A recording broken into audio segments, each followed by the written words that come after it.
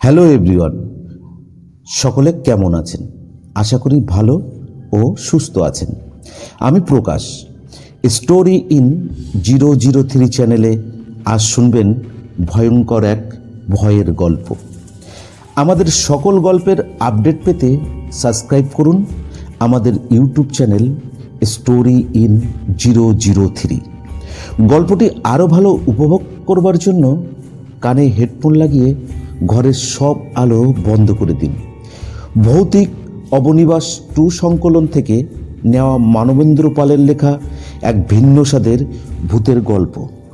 গল্প পাঠে আমি আপনাদের প্রকাশ, অন্যান্য চরিত্রে অমল ও পপি, পোস্টার ডিজাইন তিতলি। শুরু করছি মানবেন্দ্র পালের কলমে ভয়ঙ্কর গ্রাম বাংলার ভূতের গল্প নিষেধ।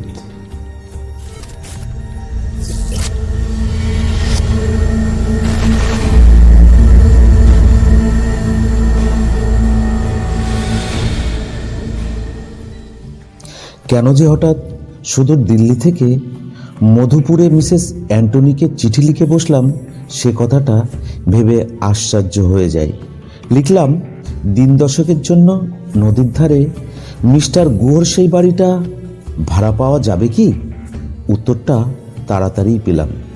মিসেস অ্যান্টনি লিখেছেন, চেঞ্জে আসবে তো?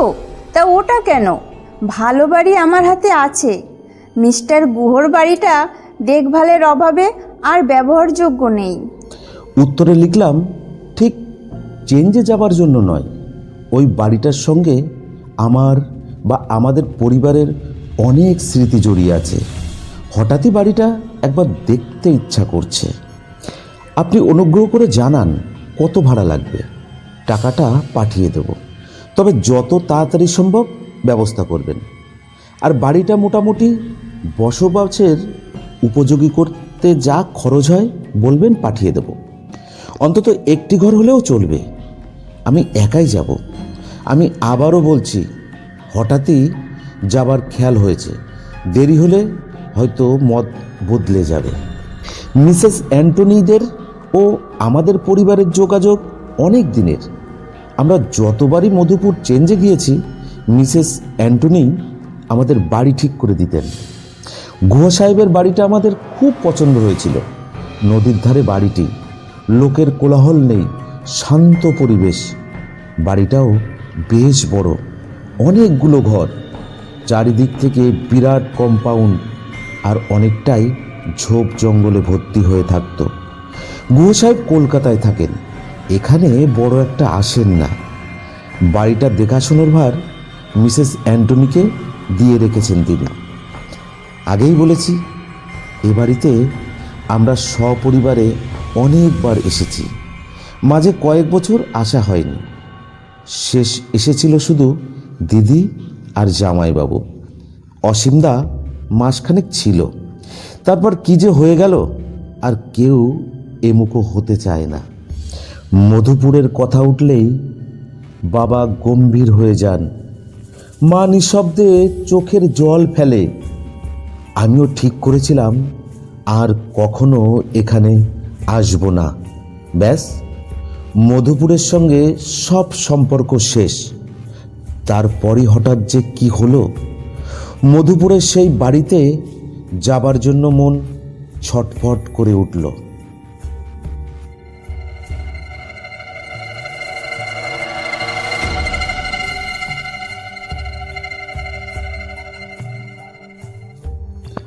টাঙ্গা থেকে যখন বাড়িটার সামনে নামলাম, তখন শীতের বেলা শেষের দিকে। মাঘের শীত বেশ জেঁকে বসেছে। মিসেস অ্যান্টনি হাসতে হাসতে ওর বাড়ি থেকে বেরিয়ে এলেন। আমাদের সকলের কুশল সংবাদ নিয়ে চাবিটা দিয়ে বললেন, জল টল সব রেডি আছে, হাত মুখ ধুয়ে নাও, চা পাঠিয়ে দিচ্ছি। গেট ঠেলে কম্পাউন্ডের মধ্যে ঢুকলাম। এই সেই বাড়ি। তাহলে আবার এখানে আসতেই হলো। তখন সূর্য ডুবছে। বাড়ির সামনে দীর্ঘ গাছের মাথায় পড়ন্ত সূর্যের হালকা আলো। এমনি পড়ন্ত রোদ এর আগেও এই বাড়ির কার্নিশে কার্নিশে টানা বারান্দার পশ্চিম দিকের মেঝের উপর কতবার দেখেছি, কিন্তু এরকম মন কেমন করা ভাব কখনো হয়নি। তালা খুলে ঘরের মধ্যে ঢুকলাম। এটাই এবার আমার বেডরুম। কিছু কিছু প্লাস্টারের কাজ হয়েছে, হোয়াইট ওয়াশও হয়েছে। জানলায় দরজায় নতুন ছিটকানি লাগানো হয়েছে। একটা চৌকিরও ব্যবস্থা হয়েছে দেখে খুশি হলাম। বিছানাপত্র নিশ্চয়ই মিসেস অ্যান্টনি দিয়েছেন। ঘরের কোণে জল ভর্তি কুচটিও পর্যন্ত। একটু পরে মিসেস অ্যান্টনির বাড়ি থেকে ডিমের অমলেট, 2 পিস স্লাইস রুটি আর চা এলো। খুব খিদে পেয়েছিল, তাড়াতাড়ি প্লেটটা টেনে নিলাম। দুবেলা খাবারের ব্যবস্থাও তিনিই করেছেন তার বাড়িতে। কাজেই শুধু উদ্দেশ্যহীন বেড়ানো আর আড্ডা দেওয়া ছাড়া আমার আর অন্য কোনো কাজ ছিল না। দেখতে দেখতে 1 সপ্তাহ কেটে গেল। কোনো অসুবিধা নেই। অত বড় বাড়িতে একা থাকি, তাতেও ভয় পাই না। কিন্তু একটা কথাই বারে বারে মনে হচ্ছিল, কেন হঠাৎ এলাম। এমনকি আমার আসার খবর দেশের বাড়িতে পর্যন্ত জানাইনি। তার প্রধান কারণ হলো, কেন এলাম তা পরিষ্কার করে কাউকে বোঝাতে পারবো না। 7 দিন কেটে গেল, আর মাত্র 3 দিন থাকবো। কিন্তু আমার কেবলই মনে হচ্ছিল আমার এই আশাটা একেবারে নিরর্থক নয়। নিশ্চয়ই কিছু একটা ঘটবে, তবে কি যে ঘটতে পারে সে ব্যাপারে আমার কোনো ধারণাই ছিল না।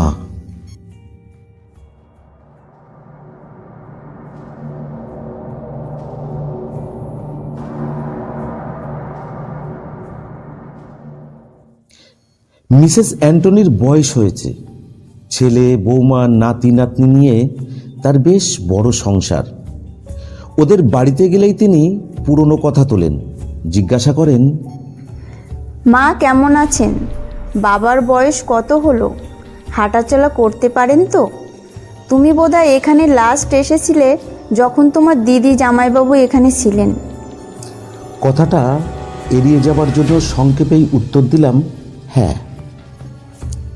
তোমার জামাইবাবু মানুষটা বেশ ভালো ছিলেন। যেমন হ্যান্ডসাম চেহারা, তেমনি হইচই করতে ভালোবাসতেন।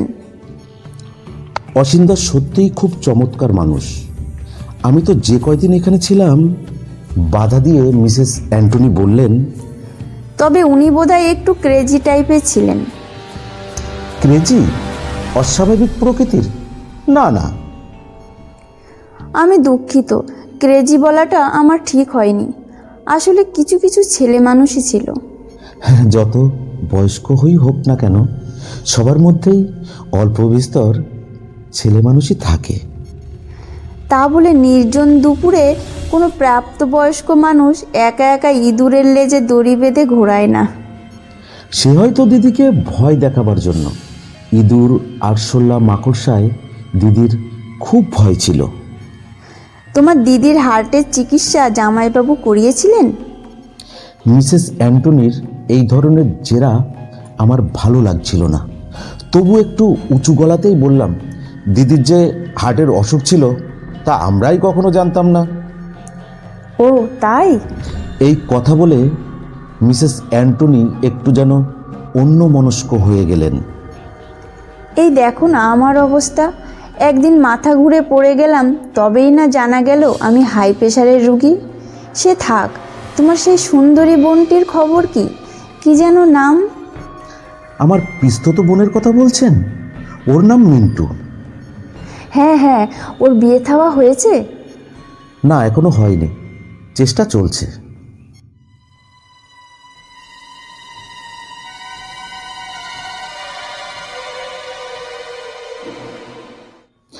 পিসিমা পিসেমশাই মারা যাবার পর সেই কোন ছোটবেলায় মাই ওকে নিজের কাছে এনে রাখে। সেই থেকেও আমাদের সঙ্গেই রয়েছে। দিদির চেয়ে কয়েক বছরের ছোট হলেও দিদি ওকে খুব ভালোবাসতো। যখনই কোথাও যেত মিন্টুকে সঙ্গে নিয়ে যেত। দুই বোন ম্যাচ করে একই রকম শাড়ি ব্লাউজ পরতো, শুধুও দুজনে একসঙ্গে। এক কথায় ওরা শুধু দুই বোন নয়, যেন দুই বন্ধু। দিদিকে বিয়ে দিতে গিয়ে বাবা প্রায় সর্বশান্ত হয়ে গেছেন। এখন দুর্ভাবনা মিন্টুকে নিয়ে। এর মধ্যে 9টা দিন কেটে গেল। কাল চলে যাব। পুরো 1 মাসের ভাড়া গুনলে আর কটা দিন থেকে যাও। এই সময়টাই তো চেঞ্জের পক্ষে ভালো। না মাসিমা, ছুটি ফুরিয়ে গেল, কাল যেতেই হবে। এত তাড়াতাড়ি যদি যাবে তাহলে দিল্লি থেকে এত খরচ করে মাত্র 10 দিনের জন্যে শুধু শুধু এলে কেন?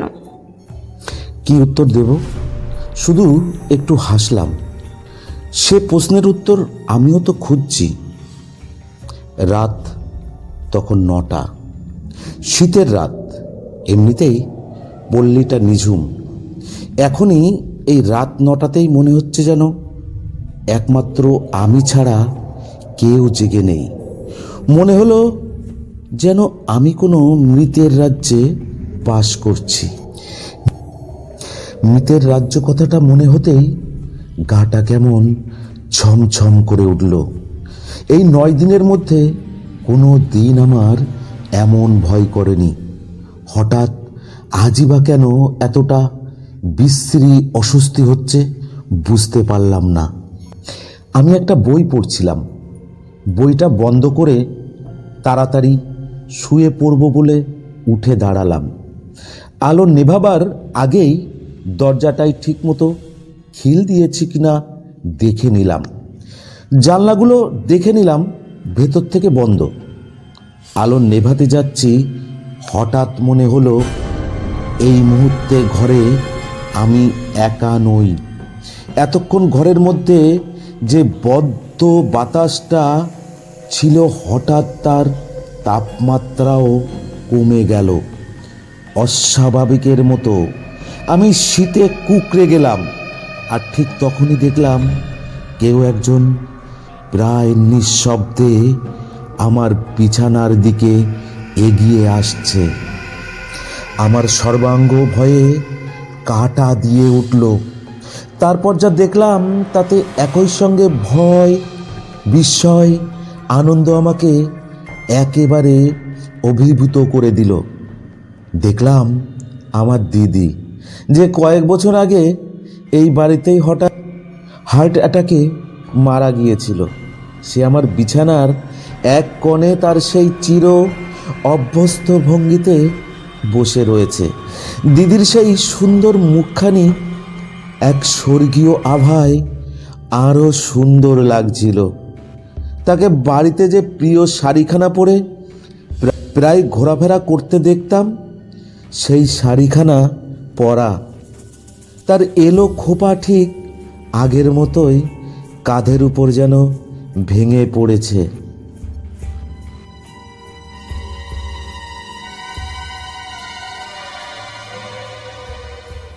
কয়েক মুহূর্ত আমি দিদির দিকে তাকিয়ে রইলাম।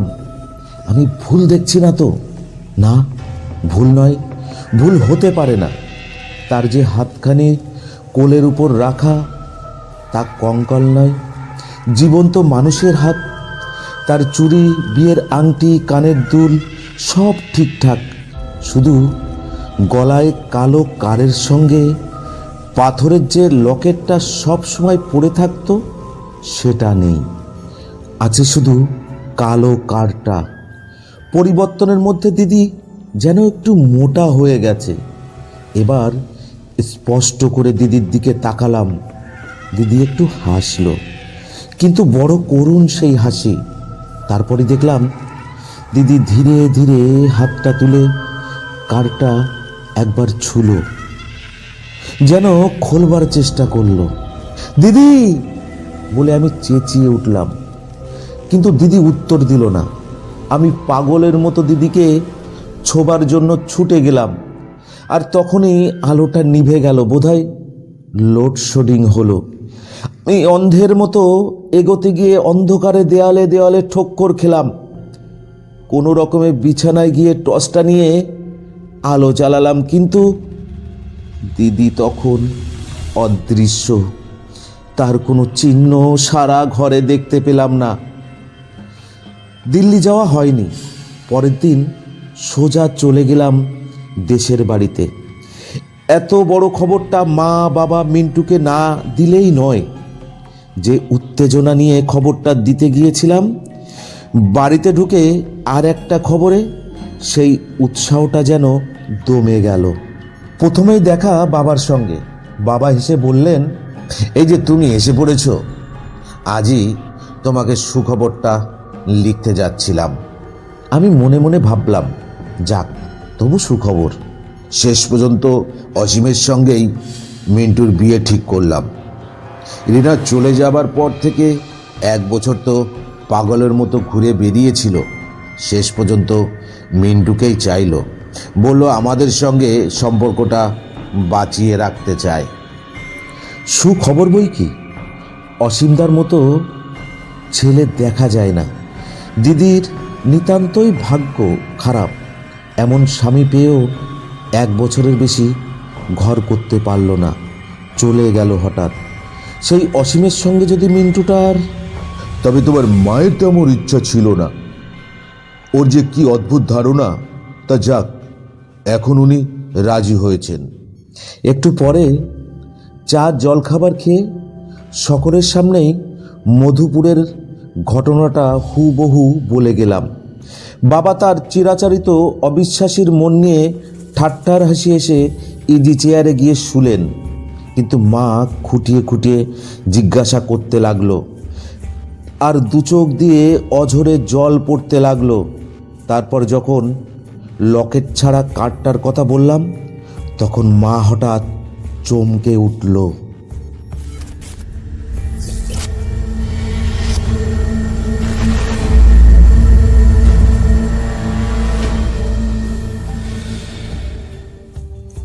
লকেটটা ছিল না? না। কেন?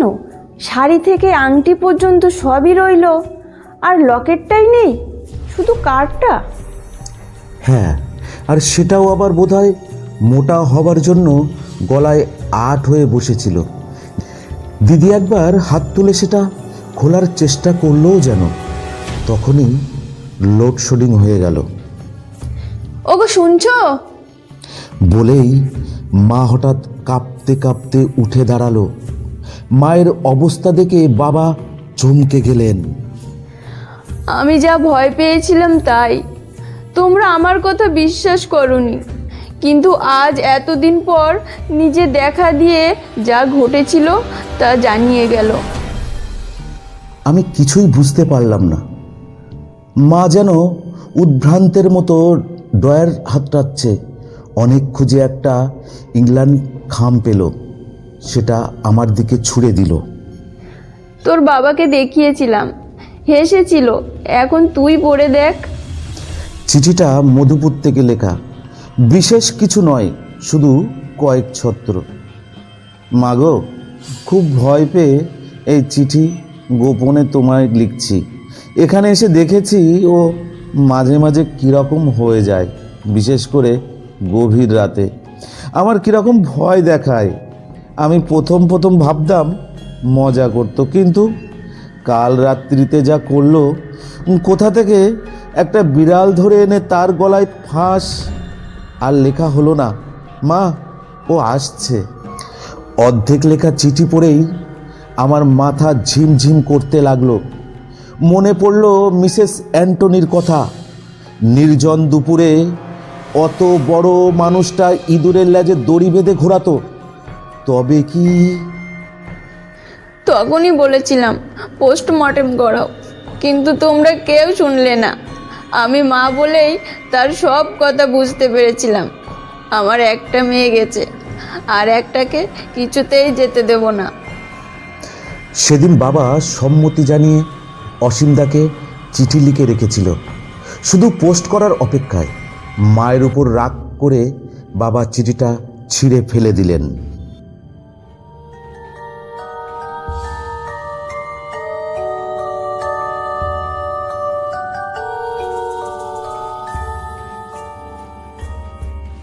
দিল্লি ফিরে এসেছি। মাস কয়েক পর কাগজে একটা খবর পড়ে চমকে উঠলাম। কলকাতার কোনো এক অসীম চৌধুরীকে পুলিশ খুনের অপরাধে গ্রেপ্তার করেছে। সে নাকি তার নববিবাহিতা স্ত্রীকে গলায় কালো কারের ফাঁস লাগিয়ে হত্যা করেছে। হত্যার কারণ জানা যায়নি। ছবিটাও দেখলাম। এ আমারই অতি প্রিয় জামাইবাবু। আজ এক সময় ভাবি, মিন্টুর সঙ্গে যাতে বিয়ে না হয় সেই কথাটাই কি দিদি সেদিন রাত্রিতে ইঙ্গিতে জানিয়ে গেল? সেই কথা তাড়াতাড়ি জানবার জন্যই কি অদৃশ্য এক শক্তি সুদূর দিল্লি থেকে আমায় মধুপুরে টেনে নিয়ে গেছিল।